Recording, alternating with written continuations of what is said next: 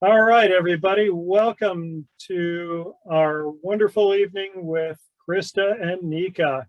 I'm Matt Menashes, the NGS Executive Director, and I want to welcome you all to this special conversation with Nika Sewell-Smith and Krista Cowan. I got it right. Thank you all for joining us. We're so excited to have you for this special webinar on the Freedmen's Bureau and the Freedmen's Bank records. We're so excited to have this event sponsored by Ancestry, and we'll get started in just a moment. Before we get started, I did want to share with all of our members some exciting, important news coming from NGS in early October.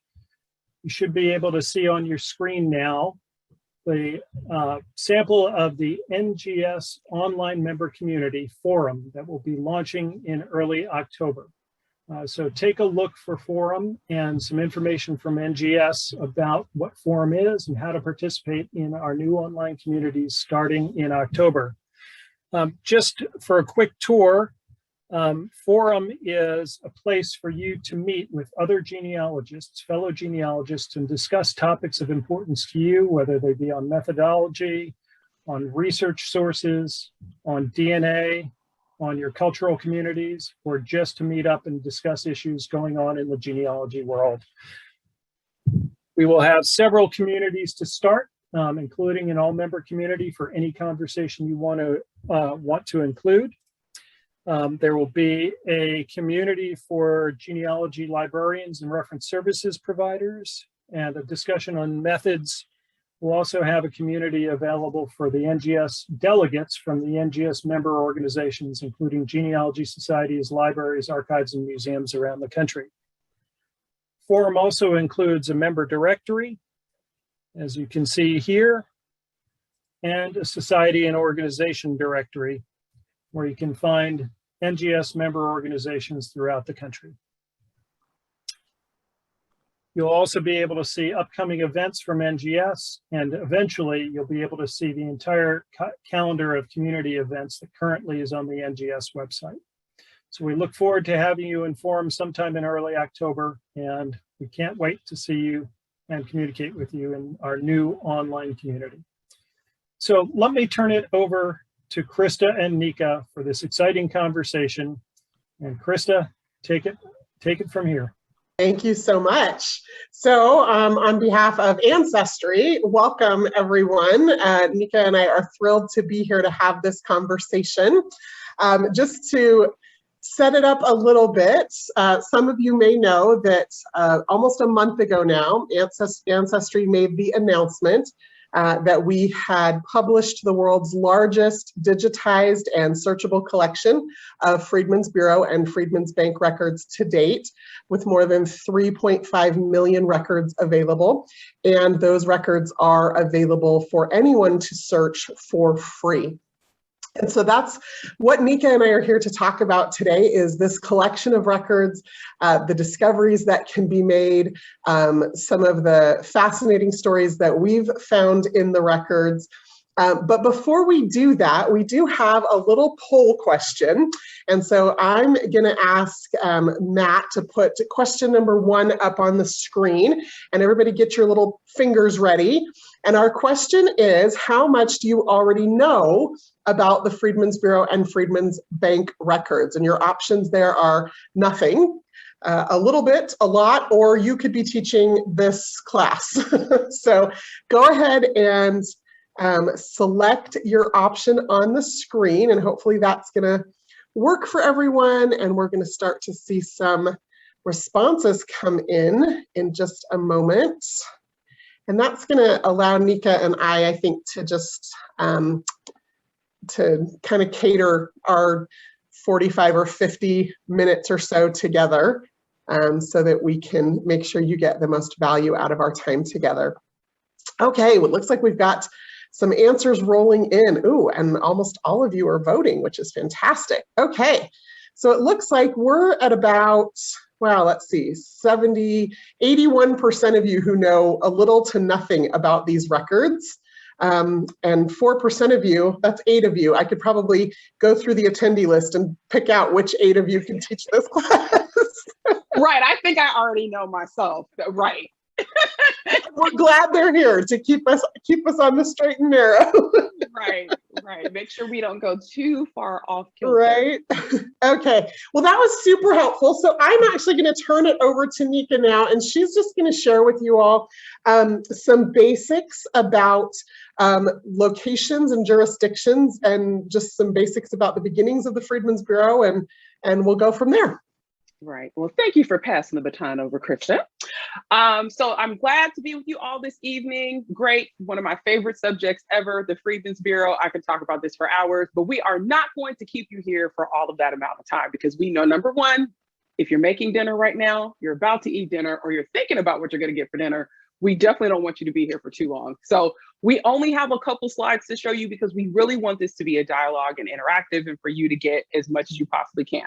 So the first thing I'm going to show you is probably the most important thing. You need to know where the Bureau operated, right? This is important because I've seen some of you use the chat so far and saying, hey, I really hope this record set can help me connect to this individual here, there, or everywhere. But you've got to remember where the Bureau operated. It's majority Southern states, and depends on who you talk to about Missouri, because they may not consider Missouri a Southern state, but slavery was happening in Missouri, just like it was happening in Delaware. So those two states are included within the records of the Freedmen's Bureau, along with others. Those that are in gray, meaning, Virginia, Georgia, Louisiana, those have the top number of records in the collection, meaning they have the highest representation within the Freedmen's Bureau.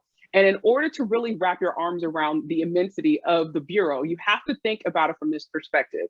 There are scores of us that use the 1880 US Census. In fact, unless you're not doing stateside research, I would think we would be hard pressed to find someone who was not using the 1880 census in their research. But when you think about the total number of rolls of microfilm that make up the 1880 census nationally in the United States, the Freedmen's Bureau actually has more rolls of microfilm associated with it. That's how large this collection is. And that's the reason why it's very important for it to be made searchable and in a format that people can access the information quickly. So keep that in mind as you're hearing about the things that we're talking about and all of that, right? And so again, states with the top representation, if anybody put a pinky toe or a pinky finger in the state of Virginia at some point, especially during Reconstruction, during the Civil War, after, right? That's like a more bang for your buck state. Georgia, same thing. Louisiana, same thing. South Carolina. Those are, especially when we're talking about the period of enslavement, we're talking about thousands of enslaved individuals and other people who were involved in that system who could be found in these records. I got one more slide to show you, and this is another important one. Sometimes people forget that there were multiple levels of the Freedmen's Bureau, right? Because maybe you've heard about the bank, which is a separate entity altogether, right? Different set of records, but thank you to the ease of ancestry and searchability across the bank and the Bureau records, we have combined those things along with marriages and all the other stuff we're going to be talking about tonight. But in terms of hierarchy, you need to understand that there was a national headquarters in Washington, D.C., and that was headed by O.O. Howard, of course, who is the namesake of Howard University in Washington, D.C., historically Black college university. And then underneath him were assistant commissioners that were at the state level. So when you're reading through documents and you hear them mentioning someone who's an assistant commissioner, they're talking about the person that was over the Bureau for a respective state. Then beneath that, in some locations, they had what were called sub-assistant commissioners. And those folks were over counties or parishes that were then formed into districts. In fact, one of my research areas is Louisiana. Love Louisiana research. And Louisiana, as well as Mississippi for a time, did have sub-assistant commissioners that were over districts. Then the local level are field offices. And these are, in cities and towns all across those states that you just saw on that map. And so people always will ask, well, there probably wasn't a field office where my family is from. And I always have to remind them that the town or city that my family is from, that is population 5,000 today, had a Freedmen's Bureau field office in it. So don't count yourself out in terms of having a local field office. And those field office people they would literally give the sun and the moon and the stars, I would imagine, if they could, resources wise. That's literally what their charge was if we look at everything the Bureau did. but they were kind of the first point of contact for a lot of people within the Bureau. And the thing about all these levels is that you may find one incident or one story or one piece of your ancestor's story that may originate at one level, but it would be covered in all the others. So you've got to keep that in mind. You can't think, oh, okay, well, I just found this one letter at the field office. If it was something pretty big or significant or needed to go up the chain, you're going to find mention of it in those other locations as well. Awesome. All right. Okay. So I love that Nika just shared that map, because that is super helpful, again, to kind of wrap your brain around where those records were created and then what different levels of records might have been created. But we're going to back up for just a minute, because 80% of you have no idea about the Freedmen's Bureau or very little about it. So in 1863 is when legislation was first introduced to form some kind of a bureau to serve as a social services organization for emancipation. And of course, the Civil War still raging. The legislation actually wasn't passed or signed into being until Lincoln did that in 1865 officially. And at that point, the Bureau got renamed. But before we tell you what it was renamed to, I'm going to ask Matt to put up question number 2. And so question number 2 is, the Freedmen's Bureau collection contains records about, and these are your choices: war refugees, newly emancipated people, free people of color, or all of the above. I feel like I'm on a telethon. You know, you like wait to like see how many people called in, like whatever the thing was. We're and we have watching the numbers. That was actually my first time ever on television, was a television telethon. I was a phone girl when I was 18. Oh my gosh. See, look at that. Look at the things you learned about during the Freedmen's Bureau. I did not know this. That's funny. We're gonna have to have a conversation about that later. Okay, I feel the results coming on. Yes, and they are. 194 people correctly guessed that it is all of the above. So Nika, why don't you tell us a little bit about the official name of the Bureau, and then why all of those people are included? Correct. So the official name of the Bureau is the Bureau of Refugees, which those include poor whites, freedmen, which are the newly emancipated, and in between the refugees and the freedmen, technically we had to consider free people of color because they kind of bridge both. And then abandoned lands. So yes, a lot of times you'll see the abbreviation B of R and F and A, like, because who was going to write that whole thing when you're writing letters, right? Like nobody was going to do that. So that's what the full name of it is. And so, right. Interesting that they identify whites as war refugees, meaning people who don't have a home. You have to remember, there wasn't just violence in terms of like fighting, like guns and cannons and whatnot, but there was a lot of stuff going on. Like in the area my family's from, they literally set their cotton on fire to keep the Union troops from getting it. A lot of the slaveholders left the area and went to Texas or went to other parishes in the state. And so you had a bunch of abandoned land that, you know, the country could have potentially fallen into really deep, even worse of a deep financial state if you left all that agriculture there to its own devices, right? So they had people who came in from other areas to help farm that land and do that kind of stuff. And so that falls in that part. But yes, the correct answer is all of the above. Yeah. Oh, I was just going to say, so my family lived in Arkansas. And some of you have heard me tell this story, but the abbreviated version is members of the community were sneaking across the border to join the Union troops. And when the local roughnecks found out that the families had sons and husbands that were joining the Union Army, they basically were terrorizing them, burning them out of house and home, beating them, assaulting women. I mean, and so those families literally fled out of the state and became war refugees because they could not remain where they lived because they were Union sympathizers. So there's a lot of different reasons why war refugees were created during that time. Correct, correct. And there's a question in the chat around Native Americans being in this database. Absolutely. Especially, that was a great dovetail into you. I kind of slid right into like what you're just talking about with Arkansas. Look in Arkansas, Fort Smith, right? Anyone that knows anything about five tribes research knows Fort Smith was the place to be. And that was the closest, area jurisdictionally, for the federal government to the Indian Territory. So you will find, Native American people in the collection in Fort Smith or in Arkansas, as well as in Missouri, because that area also was, buttoned up against the Indian Territory. So yes, that is also potentially included as well. Absolutely. Okay, so we have a question that's come in, and I think this is a great segue before you and I get too much into storytelling. Correct. Which we're prone to do. So Emmeline's asking, what's the best way to use this collection if she has a family she's researching and is trying to see if she can connect them to the next generation? How's this collection going to help? So I'm going to let Nika answer that question, but before she does, let me just tell you where to find the collection. So if you just type in ancestry.com/Freedmans, Ancestry has created an entire landing page for this collection. And again, it is free to use. So you're not going to hit a paywall if you don't have a current Ancestry subscription. So ancestry.com/Freedmans. And Nika, do you want to give some tips for best ways to search?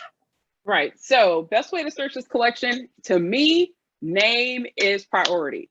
Okay. And when me and Krista were talking about this the other day, I feel like some folks, especially because they may be familiar with using this collection like through a manual search, they drill too far down on the location. And this is not the location to go to the well in your grandmother's yard.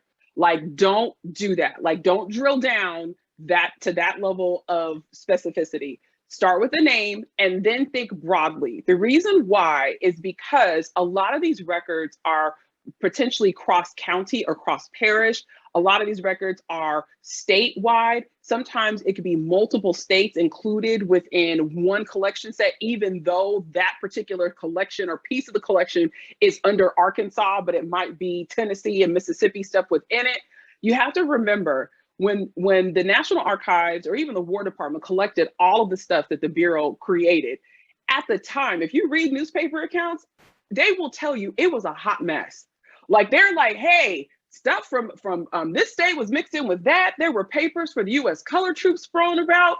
Like, oh, I can't understand. Like, how are you going to be able to figure this out? So if they were saying that in the 1870s, the iteration we have right now is probably likely, in terms of organization, the best we could possibly do. So keep that in mind. Start with name, then maybe qualify it with the state. And depending on the records within the collection, some of the stuff is very specific, like it'll be a specific town or it'll be a specific county or parish. Some of it, again, is just statewide, or it may even be national in terms of its coverage. So don't drill down too quickly when it comes to location. That's my feedback. Great tip. Okay, so you've given them some tips about how to search the collection. And of course, on Ancestry, for those of you who may or may not be aware, you can actually use wildcards when you search. So we all know that records, people's names aren't spelled consistently, and sometimes you run into the issues of people's initials being used instead of a full name, lots of different variations. And so keep that in mind. On Ancestry, the primary wildcard is an asterisk. So you can search for different spelling variations. That asterisk will replace any number of characters. So when you're using those search forms, I feel like it looks like we've got about 267 people online, and the chat kind of slowed down. I feel like as soon as we gave them that URL, they may have all gone over there. Oh, I already know it's like a herd. They all just left us. That's okay. That's okay. We are still very entertaining. We might have to turn the storytelling on. So hey, that's okay. That'll keep your juices flowing as you're going through the collection, because you need gas as you're going, right? Sometimes, especially if you hit a roadblock early on and you're like, I'm not finding anything. We need to give you some juice. We need to give you some gas, genealogical gas, to keep you going. But oh my gosh, yes, we left. You guys are great. I'm still here. You're entertaining. I'm glad you are. This is the first time we've ever gotten to do this together. So this might be a little dangerous, because we might actually right. And we didn't even tell everybody our little secret connection, did we? Right. So Nika and I are related. She showed up on my mom's DNA match list about a year after we met one another. What has that been? 6 years, 8 years ago now? Probably, yeah, yeah. And we figured out our connection in Oklahoma. Right. And we were totally down the wrong, we thought it was slavery. Pathway. Yeah, we thought it was slavery in North Carolina, and it was not. And it totally was not. It totally was not. So there's a great question in the Q&A, and it's so funny because I actually think this might be a friend of mine's father, but I'll ask later because the surname is just, again, super unique. Right. And North Carolina ties to that. We keep doing that. Maybe it's something genetic. I'm not sure. Okay, so the question is, does the collection have information about the children of slave women fathered by slave owners and or other stuff? I have met Betty Kearse, who has a compelling story about her heritage as a descendant of James Madison, the president. Well, you're talking about James Madison, and that would be Montpelier, and that's Virginia, largest part of the collection. So ding, ding, ding. You hit the jackpot. You have to remember the Bureau operations were like an octopus. In addition to it being something along the lines, again, we talked about social services. So we're talking about rations, people who are destitute, need food, need shelter, clothing. You also have contraband camps where the formerly enslaved are basically following the Union troops as a way to have safety, sustenance, care, all of that, and they set up camps. You have home colonies, which were basically like a little city where they would dispense a number of services, like hospital services, and they give people the ability to work, to be able to get food and take care of themselves. And they even have entry and exit lists, almost like immigration stuff that you would see at Ellis Island, date of arrival, date of export, or date of leaving, right? Then you have US colored troops. We didn't even mention that. Okay, before you do, I think you maybe need to just explain to some people about contraband, because I bet there's a people who don't understand the term. Right. So contraband are, think about it, contraband, right? It's property that you're not supposed to have, right? So formerly enslaved people were considered contraband of war. So that's what a contraband camp is. And then there were also refugee camps too, which goes back to the point that we made earlier. And in fact, there was a contraband camp less than 10 miles from my house in this direction. And many of the people that are still there are descendants of individuals who fled to that contraband camp during the war. So the connections to today are like completely there. And to go back to the point about James Madison and individuals, right?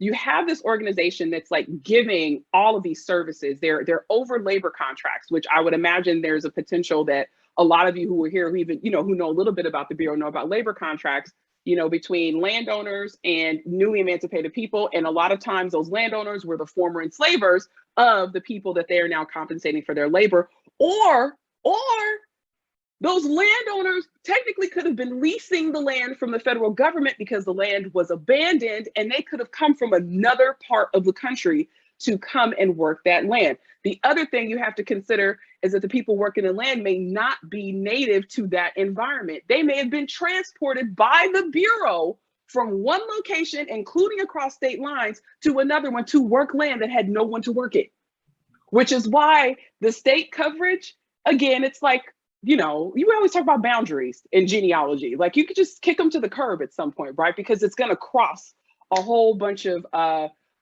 areas. So you've got the labor contracts, marriages. My gosh, there's so much. So yes, could you find these descendants of these enslaved people in there? Absolutely. I found people from the Georgetown 272 getting rations. The people who were sold from Maryland by the Jesuits down to Louisiana, I have found them within this collection getting rations as elderly people. So I think we need you to tell your story, but about the bacon. But before you do, okay, I just want to make sure everybody kind of understands. I'm seeing a few little things in the chat. And so just structurally, what's happening now is this Bureau has been set up by an act of Congress, and field offices have been opened up, and individuals have been appointed to run those field offices, and they are providing social services for 4 million newly emancipated individuals. And you have to consider the fact that we have just had a war, And so all of the chaos and refugee camps and contraband camps and displaced people that are created because of that. And then you've got these 4 million individuals who now need education and medical care and jobs and all of the structure that needs to be created to help facilitate that. And so essentially what these records are is just the field offices and other jurisdictions of the Bureau doing that job, doing that work, and the records that were created out of that. Now, Nika did just mention that there are also marriage records, which is super fascinating, and it's one of the things that I love about these records. What you've got now is newly emancipated individuals who are showing up at field offices wanting to either get married for the first time, and these could be couples who had been living together and had children for 20, 30, 40 years. I've seen marriage records in the Bureau that date back to the 1820s. And so, but they want this official piece of paper, make this marriage official experience. And so they get their marriage gets recorded. And so sometimes in those records, when you talk about finding out who the former slave owners were, you'll see those notations because they'll say, oh, well, we were married on this date 30 years ago, and we were married at this location. And that location oftentimes is the home of the slave owner of one or the other or both of that couple. And I've seen that over and over and over again in those marriage records. So that particular group of Freedmen's Bureau records is super helpful for making some of those connections as well. Right. And then there's another question. Of course, we got to qualify this because we talked about the beginning, right? We talked about the precursors to the Bureau starting in 1863. Official start date is March of 1865. The Bureau operations closed in 1872, but that's a soft close because there's a whole section of documents that are after the Bureau officially closed that, again, don't drill down to grandma's well, okay? Because once the local offices, the field offices started closing, they started setting up these sort of call centers. We're gonna call them a call center, a Freedmen's Bureau call center that would be regional so that all the business that was left to be handled will be handled by that call center. And it may not be in the same state your folks are from. So don't get thrown off by that. So operations went beyond 1872. And in some locations, you will get those precursor to the Bureau records, like my beloved Mississippi Delta. Oh, I love the Mississippi Delta. If you have connections to, the Arkansas, Louisiana, Mississippi side of the Mississippi Delta, we have some of the earliest records in the Bureau. They're called pre-Bureau records. And that goes into my bacon story because that's where I found them. Well, tell your bacon story. I love it. So bacon. So yes, we all have our area or thing that we like to do when we research. My favorite food to have is popcorn. So I was sitting here browsing before this iteration of the collection was released, and I was about 550 pages into like a 555-page roll. You guys know exactly what I'm talking about. I was getting to the end. I was cheering myself on. It was like, Nika, Nika. So I didn't think I was gonna find anything. But on this faint document, I thought I saw Uncle John's name. And it was so faint until just to make sure, I took it out and took it into Photoshop and adjusted the curves to make sure that I wasn't, my eyes weren't deceiving me. I wasn't seeing a mirage. And it mentioned it was on May 17th, 1864. So this is before the war is over, before the 13th Amendment, right? The area my family was in was technically exempted from the Emancipation Proclamation because it was under Union control, which meant that the enslaved people who were there technically were not free yet. Hear me? So I'm reading this and it's labeled permits issued at Lake Providence. And I'm like, for what? What are we permitting? I don't understand this. So all I see is John Atlas, Colonel Short's place, 95 pounds of bacon, tobacco, and a broom. And I'm like, why is Uncle John getting that much bacon? Like, is this for my family, or were they skeptical? Like, I don't want any of that stuff that they're bringing. You go and get some for all of us. We'll see how it is. But I actually found out later that his slaveholder actually had signed an agreement with the U.S. government that was a part of the Free Bureau records that said that they would not conscript any of her enslaved people on her land had she remained, loyal to the Union and agreed to pay her formerly enslaved when it came time for labor contracts. So, and they wouldn't tax the stuff that she was bringing in with that agreement. So he was going to pick up the delivery. That's basically what he was going to do, because I knew Uncle John was a house slave. So I had never heard the surname associated. Who was Short? Who was Colonel Short? So I went to search the surname. There was only one family in the parish with that name. It was a lawyer by the name of Hugh Short. He practiced in East Carroll Parish, or Carroll Parish, Louisiana. And I didn't find him in 1870. I was glad. That meant, let me go back and see if he passed away before 1865. I got lucky. He wrote his will in 1861. He died in 1862. And to this day, the most cockamamie and confusing will I've ever seen in my entire life. And we go through a lot of wills. I remember when I showed it to Krista, and she was like, I've never seen anything like this in my life. And I was like, this is so apropos for this side of my family. And the will begins: being attacked with a hemorrhage this morning and seeing there be no other white person on the place, I think it best to write my will. I want no suspicion to rest on any of my Negroes. Basically, that they caused his condition of having a hemorrhage. They would never do. Basically, they would never do anything to me. They would defend me to the last. Then he goes into his "wherefore art thou pay my funeral? This goes to my child." And then at the very bottom, just in case his estate was insolvent, he calls for the sale of my third great grandparents and their children. And I could not move for an hour. And I knew, because this is Louisiana, and see there, we have successions. When that case was coming to a sense of finality, that's when they waited, documented everything back to back, letters of administration, inventory, but all of it, boom, boom, boom. So I knew there was more, but I couldn't get off that page. And I called my cousin, who had been researching it for 20 years before I got it. I'm talking no ancestry. I'm talking microfilm, going to the National Archives, getting all of that stuff, calling the elders. And I said, we did not come from Cameroon on a spaceship.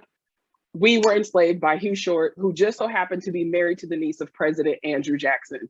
That's what happened. So that one short notation about the location is what got me over a more than 20-year brick wall. Identified the slave owner, found all the family members. I love that story. It's like the 5th time I've heard it. It never gets old. Thank you for sharing that.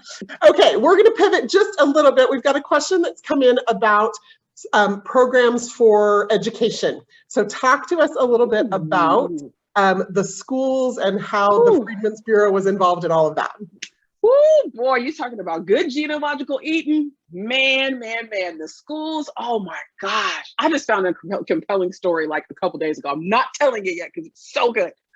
But schools were really the lifeblood and really the part of the Bureau that is still permeating throughout our society to this day. In fact, I think a lot of us may have heard of Rosenwald schools, which were schools that were funded by Julius Rosenwald, and they set up school buildings and all that kind of stuff. We may have heard of that because it's more recent. And outside of like a Howard University, we don't really know about how important Freedmen's Bureau schools were. They operated as day schools for children and night schools for adults. So that meant that everyone, for the most part, got the opportunity to be able to learn to read and write. And not only that, but do math and geography and all kinds of stuff like that. And so you'll find records of employment, because you have to remember, in most states, the states were like, well, we're not going to fund this. So benevolent organizations in the North, they actually sent down not only funds, but teachers to come in and to teach at the Freedmen's Bureau schools. And then you'll also find, especially since we just did the New York Times thing, you'll find people who are within the community who were Black as well, who were teachers at the school. And you'll get statistics on how many students were reading and writing. And just more recently, with the plantation community I researched, I found out that there was a Freedmen's Bureau school on the land. I did not know that until I searched the slaveholder's name in the collection. Oh, look, there was a Freedmen's Bureau school on LaGrange Plantation in Woodville, Mississippi. So you'll get that. You'll even get reports I mean, one, I saw a man was complaining because he was like, we should have been bought a building. Like, he just literally told them, like, we are deficient. We should have a building by now. You'll see them complain. You'll see payments for rent, for buildings, for books, all of that kind of stuff with the schools. And again, that's like a lasting legacy that the Bureau has. And of course, a lot of the seeds of HBCUs or historically Black colleges and universities, you know, like Howard, and even I would even consider some of the schools in the AUC and the Atlanta University Center, like Spelman or like a Morehouse, the seeds of those institutions are really planted with, you know, with the Bureau. Yes, it can include the list of names of students, including my personal favorite, Valentine Grand Prix, who was going to the Frederick Douglass School in New Orleans. She just sounds like she's just a larger than life personality. But yes, it can include the names of students and how much tuition they paid. Well, there you go. Okay, Matt, I think maybe it is time for question number 3. So, oh, somehow I ended up with question number 1. Let's try question number 3. Yeah, no, I see 3. Oh, okay, I didn't somehow. Okay, so question number 3 has to do with, if you've been paying attention, you might know the answer to some of these, but what information is also in records in the Freedmen's Bureau? So, voter registrations, slave owner name, or military service records. Let's see. This time you notice we did not include all of the above. We didn't. We did not. Because there is a right answer. I know. I think people might hold back on this one. It's going to be. Mark did not know there was a test, so he's a little put out by this. I promise I think that's my friend's father. Like, I really do. It is. He actually mentioned that further up in the comments. So there you go. Hilarious. It's a friend of mine from college. That's so funny. Okay, here we go. So there you go. Most of you got the answer correct, which is the identity of former enslavers. But there are some clues about voter registration. So tell us a little bit about that, Nika. Correct. So again, the Bureau was dispatched to protect the rights of the freedmen, right? That was one of their operations. And so you can find voter registration or voter-like registration lists and documents. I've come across records where people who were voters and who voted Republican were actually expelled from their labor contracts. And so the very fact that they're documented in the Bureau complaining about the fact that they had been let go from their labor contracts, and it was because they voted the radical ticket, which at the time was Republican, that would be a verification that that individual was a voter.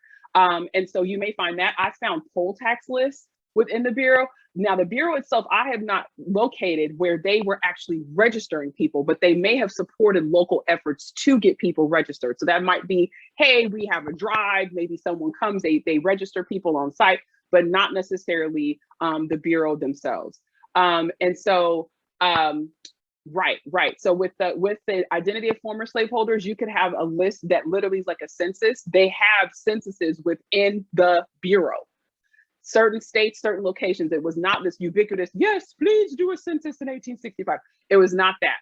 They had different purposes. And so you will see the names of people along with their former owner or former slaveholder mentioned with locations, all of that kind of stuff.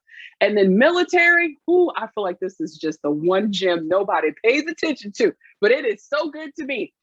Bounty payments. How much did the U.S. colored troops get upon bounty payments and claims and pensions, the precursors to actual pension files that we have been salivating to get from the National Archives for the last year? And if you were like me and you set up a date to go in and they shut it down 2 days before, you were trying to get your hands on some pensions. There are precursors to that within the collection where they literally list who the slaveholder was. I have come across them. So if you see anything that's, if you're looking up at the banner at the top, right, of the site where it has the M number as in Mary, and you see something from 2029, strap yourself in. You're going to be on for a ride because that one's a good one. So yes, so that's a good thing. And especially if you're not really sure about where you are in the collection, that's a good way to kind of know where you are, is to look at the M or microfilm publication number at the top, and it'll say it's this state, And then it'll even have another number that'll tell you that's the actual roll that that record appears on, just so you're, you know, again, you're at grandma's well, but you're supposed to be at grandma's well at that point. Okay, awesome. And I think that also got us Bernice's comment in the Q&A, so we made sure we mentioned that.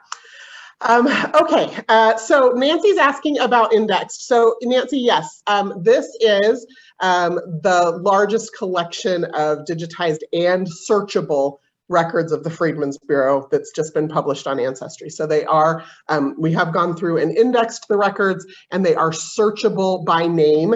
And you have to keep in mind that we've been talking about all of these different kinds of records, right? So some of them are letters, some of them are ledgers, some of them are lists, some of that, like, so the format of every image is almost entirely different.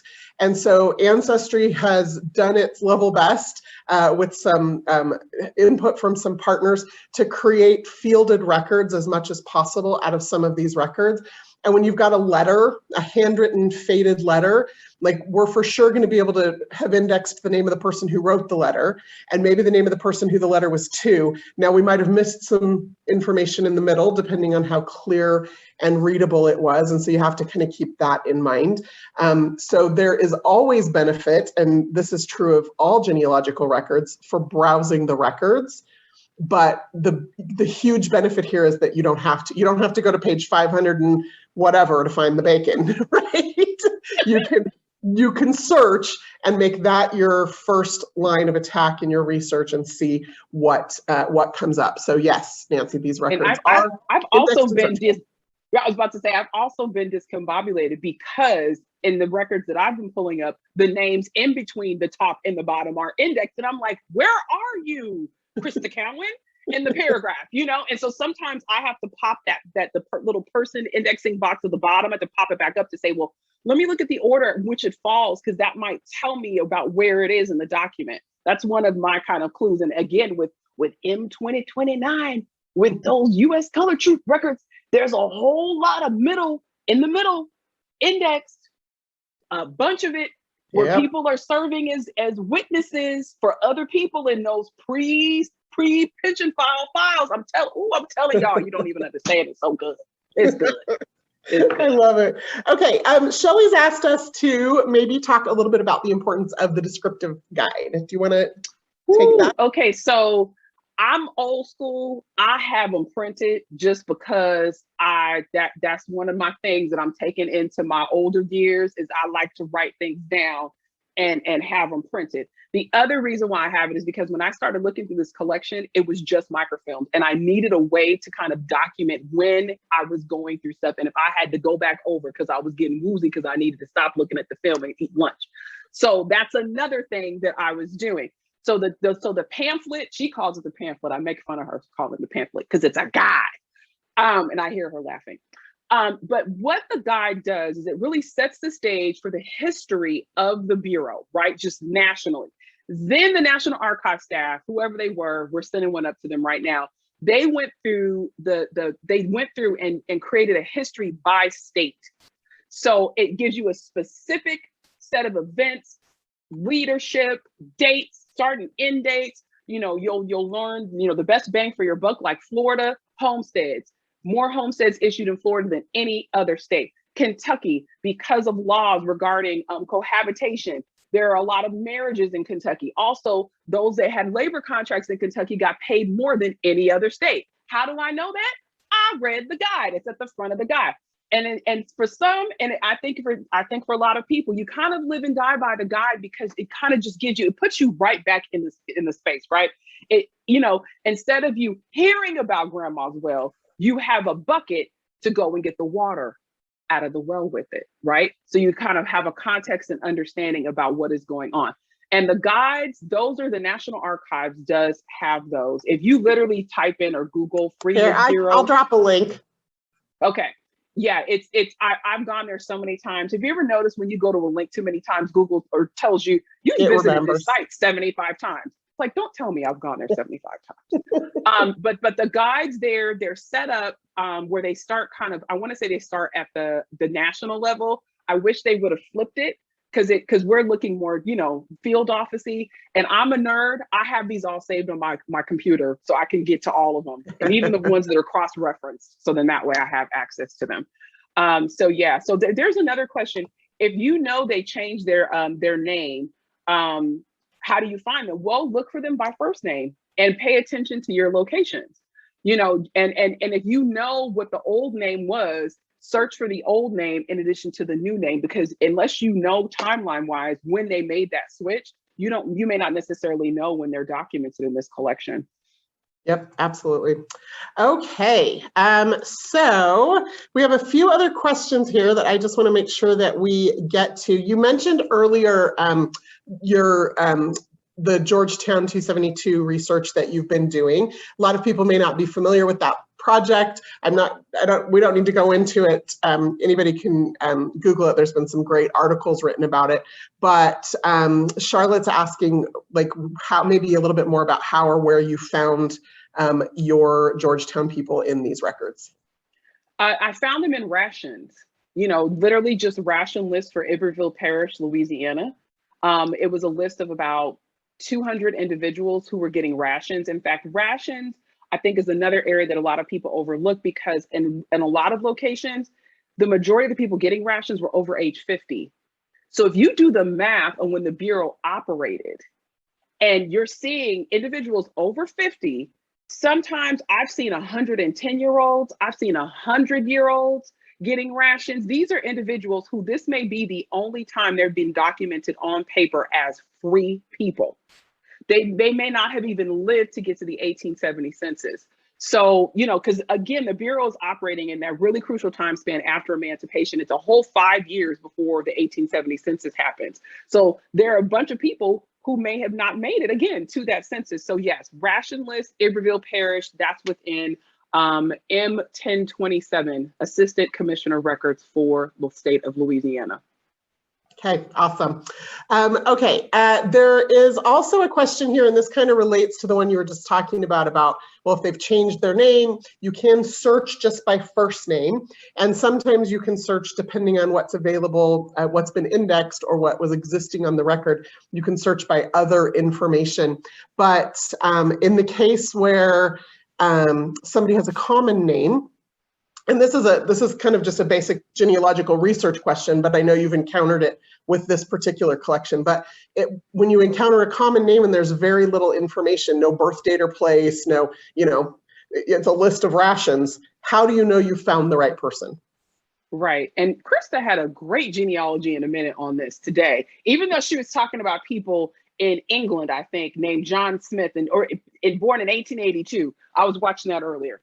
So she had great tips on people with common names. Same principles apply. Who's documented around them getting rations? A lot of times on ration lists, you'll see number of people in household. And if you know your John Smith was single at the time, but you see him with 7 other people, right? And sometimes they'll even tell you the age of the children. You'll even have comments that will say, Krista, age 7, Nika, age 5. And you're like, oh, those are the kids that go to John Smith, right? Pay attention to those details. The municipality, right? What's the field office or the municipality where the records are being documented? Especially in a state like Virginia, you've got a bunch of different outlets. You know what I mean? It's a bunch of chains. It's a lot of different places. So if you're in a more isolated area and you are going through a list and you only see one John Smith, now granted, that's crazy, but still, if you only see one, right, you still want to do your due diligence. Look at who's getting rations around them. See if you can find them on the census or other records, maybe serving as witnesses, on marriages, anything else that will connect that John Smith to you. And the other thing about this collection is sometimes we just don't know. Because again, let me go back. In the 1870s, they knew the collection was just, not even so much the condition, but just how it was arranged was crazy. So you'll see things, especially when you're reading through the descriptor guide, it's like, we don't know. Like that, literally, they don't say that, but it'll say undated, or we're not sure what this index goes to. Like they'll just tell you. So definitely keep that in mind. Yeah. Okay. Deborah has an interesting scenario where she found an employment agreement or a labor contract between what she assumes was the former slave owner and a list of former enslaved persons. And the language on it said that the owner promises to feed, clothe, and care for these people. And so talk to us just a little bit, because labor contracts are so fascinating to me. This idea that, I mean, if you think about it from like a humanistic, emotional perspective, you've got individuals who just have gained their freedom, but in some cases, what does that even mean? Where are they going to go? How are they going to care for themselves? And so you've got then this planter class of individuals, many whom are still very, very racist, very, in some cases, violent, who've just had their lives upended and their economic stability upended by a war and all the aggression that comes with that. And now they're signing these nice little labor contracts that they're going to now pay these people for the work that they have already been doing. And so that if you think about that from an emotional standpoint and the vulnerabilities that were there, and now Deborah's saying she's finding this contract that isn't even an actual contract, it's a promissory note, basically. Right. Like, and that's the thing. I've seen labor contracts, like, and here's the thing. When we did a deep dive into this, like last week, we were trying to find, like, was there like a boilerplate template across states? There was not. It just had to have certain things like rate of pay, the name of the laborer, the name of the landowner, what the compensation terms were, right? And in some instances, the compensation terms were clothing. The compensation terms, were payment, or it could be a third of the crop. A lot of times, I think folks don't realize that the whole sharecropping system that we know of, a lot of that was born as a result of the Freedmen's Bureau and labor contracts, as well as laws that were set up in Deep South states that were, really set to sort of, in some ways, keep that class from being able to move on and achieve more. And so that contract and agreement that you saw, you need to be vetting everybody on there and their connections, because in my scenario, the two that I've come across, and I've come across thousands of these because I browse them all the time, but the two crucial ones for me did lead to a former slaveholder. And it was not the individual who was the landowner at the time. The original slaveholder was the generation before that. So where that landowner who was on the contract, yes, they were the last slaveholder, the last one when emancipation came down, but the source of them getting those enslaved people who were, on that contract as laborers came the generation before. And that's where you get that probate or succession with the inventory of names, with the enslaved and the will. And I know, seriously, vet everyone on there and who their connections are. I've even seen them where the landowner is distinctly mentioned as one individual, and then it's a conglomerate that's managing it for them. So, keep that in mind as well, that it may be a conglomerate, it may be a northerner or a carpetbagger who came These were down. entire right? economic systems, and sometimes we forget that. Correct. Yeah. Okay, Correct. y'all, I wish we could just talk to you for days, but we do have one more poll before we wrap up. So I'm going to ask Matt to put up question number 4. So we've talked about some of these things. The Freedmen's Bureau had a role in resolution of labor disputes, creating legislation restricting rights of the newly emancipated, or keeping families separated. I feel like that was a gimme, because we literally just talked about the correct answer.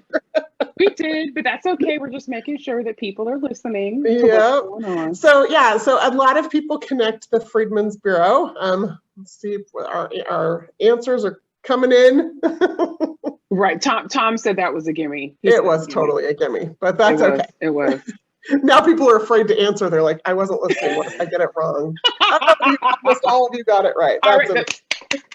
Okay, but I do just want to talk briefly about the last two things. Let's start with the bottom one here. One of my favorite finds in the Freedmen's Bureau, and probably one of the most heartbreaking finds for me, is whenever I come across the letters from individuals. Sorry, I'm going to cry. I thought I could make it through this. When I come across the letters from individuals who are looking for family members that they have been separated from. For me as a genealogist, where my entire career and practically my identity is wrapped up in the concept of family and of connection and of reunification of family. The fact that there are some of these heartbreaking letters from individuals who were sold away from mothers and sisters and are just desperate to find anything about them, and where they ended up after emancipation. It just wrenches my heart to read some of those. And then I always, like without fail, want to go see if they actually were reunited or not. And if they weren't, in some cases, I'm like, how do I fix this now? Right. Like, how do you repair this breach that was created because of enslavement? Yes, you will find, and I often feel like for us to really, really learn about this times period in American history, you can learn from no better place than the Freedmen's Bureau. The reason why I say that is these agents who were at the field offices, and even the folks that were over districts, or even the assistant commissioners, they were taking day by day, week by week, month by month accounts of what was going on in these small enclaves.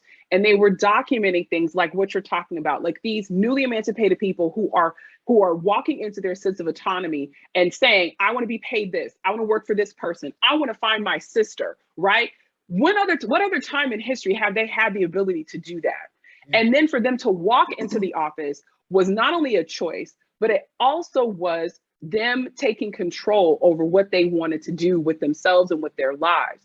And so in a community, especially if it was one that was, heavily, under the purview of the Confederacy, them even walking into the Freedmen's Bureau was a risk. Like that. So to even find an ancestor documented within here, they may not have turned out into Frederick Douglass. They may not have been Harriet Tubman, but by golly, they deserve to be put up on a platform just like that if they were in a Confederate state and they went into a Freedmen's Bureau field office. So where you find letters like that, when you have these reports, you're going to see things like, what were the relations like between Black and white people in that area? What were the labor conditions like? Were the children going to the schools? Was the community using the schools? Was there violence between the races? If you have never read these narratives and these letters, pick a location, even if it's one not even associated with your family, and just browse through them and read and get back to grandma's well. Yep, that's where you go to the well, is you go through those personal accounts and just it's incredible. You cannot, I don't know anything else that does it. Yeah, absolutely. Nika, thank you for joining me with this. I wish you and I could just talk to the people about all the things for hours on end, but I see Matt just came back on the camera, so he's going to kick us off the stage or pull us off with the crook. Before we go, Nika, I know there's a lot of questions we didn't get to. How would you prefer people find you, follow you online, connect with you? So I'm at Neek Smith pretty much everywhere. Twitter, Instagram, and then girl, you guys should know where Krista is. I mean, Krista's everywhere. And actually my preferred platform of du jour is Instagram. So it's just at Krista Cowan on Instagram. I've been doing some fun tips and tricks there, and you can also DM me there if you have specific. Right. Same for me too. So if you have questions we didn't answer, that's a great place to get both of us. Thank you both so much for giving people a chance to follow back up with you. There are just a couple of things I want to mention. First, I think the most interesting tie-in that I can make for NGS, back in April, Sharon Batiste Gillens published her article in the NGS magazine, Navigating Freedmen's Bureau Records for Research Success. I know the two of you have probably read it. But for the rest of our audience tonight, I certainly suggest that you take a look at that. The NGS magazine is available in digital format online, the NGS website for all our members. And most of you probably got a physical copy in the mail back in the April timeframe as well. So I encourage you to read that article. And before we go, I absolutely must thank you all for joining us tonight. I think we have about 275, 280 attendees on tonight. So thank you all so much for being here for this fantastic discussion conversation between Nika and Krista. Thanks to Ancestry for sponsoring you both. Thanks to particularly to James Perrine and Laura Lee Wagner for making the arrangements. We really appreciate everything they do for NGS and everything you both do. And really special thanks to you both for educating us, enlightening us, entertaining us, and for everything you do for the genealogy community. You guys are wonderful. We really appreciate everything. Thank you, Matt. Thanks Thanks for for the having invitation. us. Thanks, Krista. Thanks, Nika. Night, everybody. Oh, wait, is Night. Catherine coming on? Oh, Is she coming Let's on? see. I would love to see her if she Let's is. I haven't see seen her if in so she long. is coming on. Here comes Catherine Doyle. There she is. yes. NGS President Catherine Doyle. Thank you both so much for this. It's been just so entertaining and fun and informative. And you can tell from the chat how much everybody appreciates it. Thank Good. you. Good to see you. Thank you. You too.